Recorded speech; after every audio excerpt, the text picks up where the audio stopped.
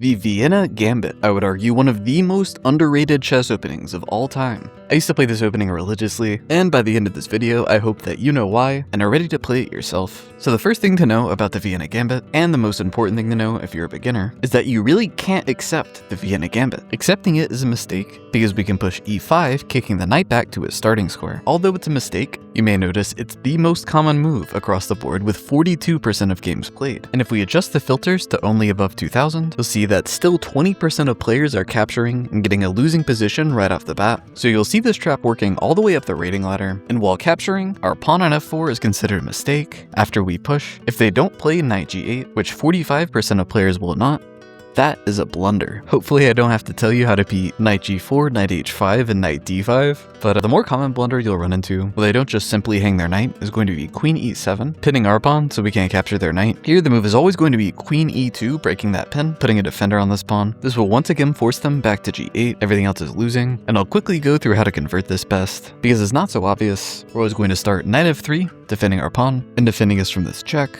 First thing to note, d6 is a blunder. We have knight d5 attacking the queen and also the c7 square. Engine's giving up the queen, but let's play queen d7 so we can see why the engine gives up the queen. First, we have a discovered check. They can't block with queen without losing it, so king d8, d takes c7 check, and here they're forced to give up their queen for a knight. Not important to remember this entire sequence, of course, but I see enough people playing d6 where it's worth at least seeing it once. And this idea of knight d5 attacking the queen is very, very important to remember, and it'll be a response against most everything, either knight d5 or d4. For example, if they play knight c6, knight d5 is playable, but more accurate is d4, preparing to kick. And if they play d6 here, you should already know that the move is knight d5, threatening the exact same tactical sequences we just saw. And that's how we're going to defeat our opponent, should they accept our Vienna Gambit. But if someone's good, they probably won't. And I would highly recommend taking some time to go through some of the conversions for yourself as well, especially if you're a beginner. But let's move on to the next line. The quote-unquote correct defense to the Vienna Gambit is going to be d5, playing a counter gambit. In fact, if you saw my video on the King's Gambit, maybe you'll also notice that the resulting position is almost identical to the Falkbeer counter gambit and the King's Gambit, but of course we developed some knights. We'll get to that in a bit though. I'm going to go from most to least common. We're going to start with d6. d6 is not a very accurate defense to the Vienna Gambit,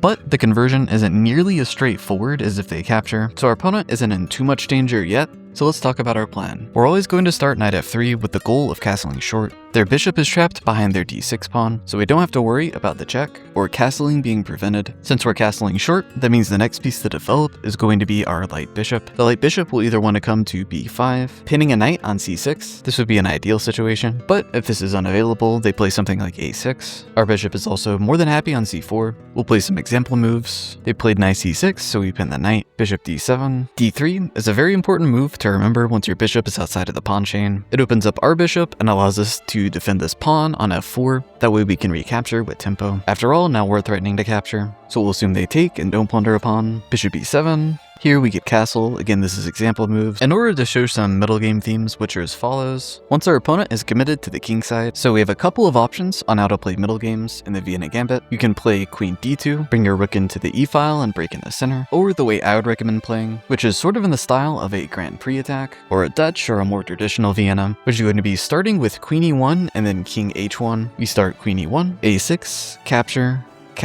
king h1, getting our king off of this diagonal. And here's how we're going to play from this point. We'll want to open up this f file, that way we can use it for a rook lift. We'll want to remove this defender on f6, likely with bishop to g5. This queen will want to come in to g3 or h4. In this circumstance, it'll want to come to g3. We're going to go for a huge kingside attack. Oh yeah, and we need to move this knight as well. A good way to do that is knight d4, targeting their bishop on c6.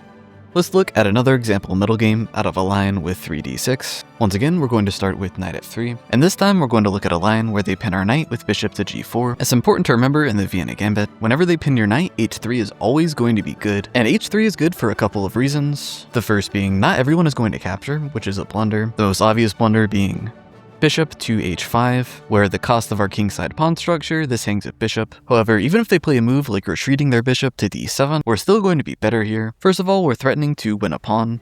However, more accurate is going to be continuing development with bishop to c4. After all, there's no knight on f6 to pin. This will make our threat to capture on e5 much more powerful, especially if they're not quite ready to castle. And considering we're playing for a kingside attack, if a situation comes up where we can compel them to castle kingside, That's also something we would want. For example, the most common move is bishop e7. Here we can execute our threat by capturing and capturing. Now we're up a pawn and we're compelling them to castle. Afterwards, our pieces are much more active and are ready to start attacking. Back to the position after we play h3. I like to quickly go over what happens if they do capture. We'll of course want to recapture with our queen. And for the most part, we're going to be sticking with the same development plan as normal here. For example, if they played knight c6, which is the most common move, we would once again pin it with our bishop. Afterwards, we can play d3. That way we can grab back our f-pawn with tempo. We're going to castle short and attack on the king side. Back to our starting position after d6 from our opponent. The final thing I wanted to mention, because I see a lot of beginners playing it, is the immediate e takes f4. Here our opponent is giving us literally everything we want and we can just push d4, preparing to capture with tempo. Following the most common line, bishop g4, we'll recapture the pawn. Bishop e7, whenever they pin our knight, h3 is always good. Bishop h5, and while bishop h5 doesn't plunder a piece here, we also haven't committed to castling kingside yet, and we're only one piece away from castling queenside. Our opponent doesn't have any open files to attack us with on the queenside.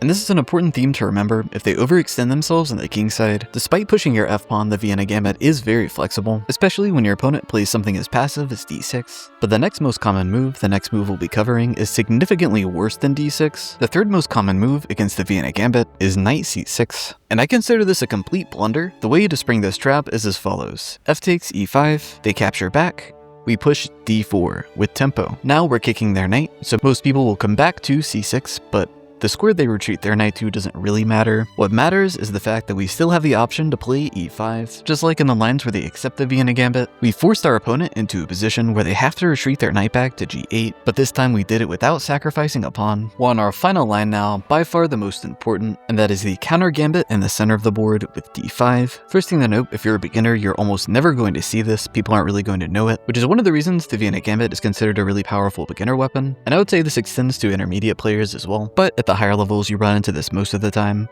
so it's important to be ready.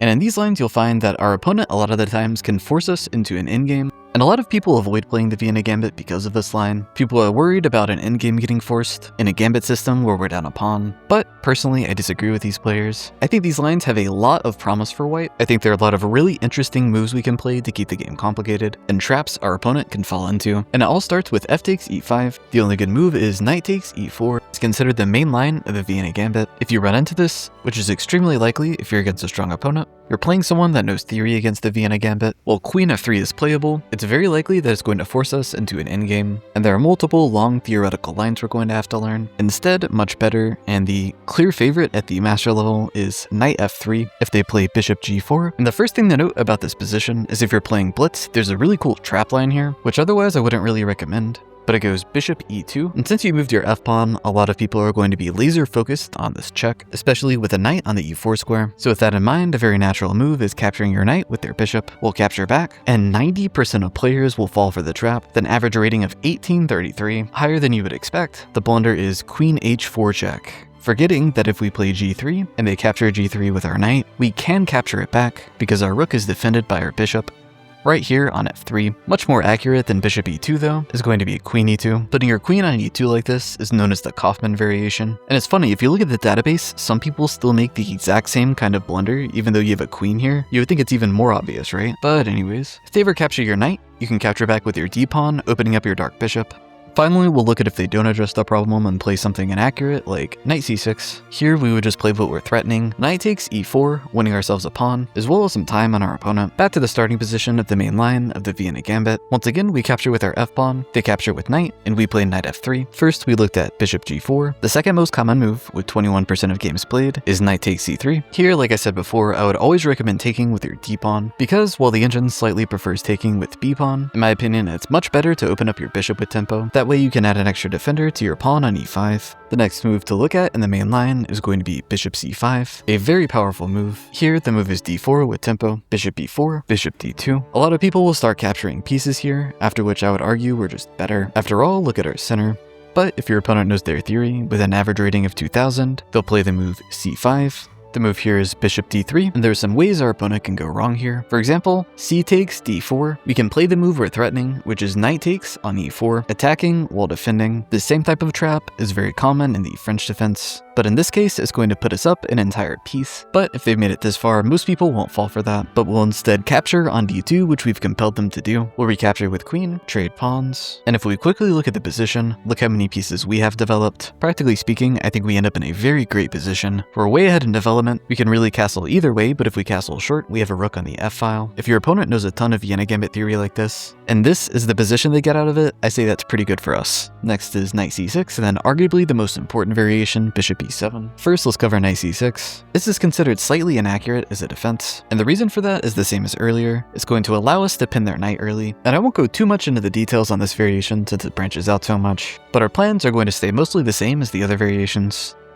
For example, should they pin us back, just like the other line, we can play queen e2, threatening to capture, and the most common response will be capturing our knight on c3 and opening up our bishop, very generous of our opponent. If bishop c5, we once again have d4. The final variation to cover is the most important as the main line, and it's by far the most popular at the Grandmaster level, and that is bishop e7, the Breyer variation. And if you're interested in playing the Vienna Gambit at a high level, this is the variation to study, because while it's not the engine's favorite, practically speaking, it's very dangerous for us. Here is exactly how to beat it. Just like in the other variation, we're going to start with queen e2, threatening to capture, and it's here that there's a very common trap our opponent can fall into, and it starts when our opponent decides to play bishop h4 check. We play g3. Here 73% of players will capture with their bishop, with an average rating of 1930. Thinking that they're going to be winning material at the end of it, they capture with their bishop, we recapture with our h-pawn. They fork our pieces with their knight, and here the move is queen g2, and after they grab our rook, better than capturing back immediately, is going to be first capturing on g7. This guy hung his queen, hilarious, but this forces rook to f8, and then we still have plenty of time to win back this knight, however we see fit. But if they don't blunder, almost everyone here is capturing on c3, the main line, and here we're once again going to capture back with our d-pawn, opening up our dark bishop. Our opponent castles, and here, now that our dark bishop is open, we'll once again play bishop f4, c5, and here we're going to castle long, putting us into an interesting double-edged game. Material is equal, but we have a slight lead in development. I think this is the most interesting double-edged way to play the Breyer variation. Let's say they don't castle and they start c5 instead. We can still play bishop f4 here and transpose into the same variation. If you like aggressive chess, make sure to check out my 2026 aggressive repertoire linked on screen right now.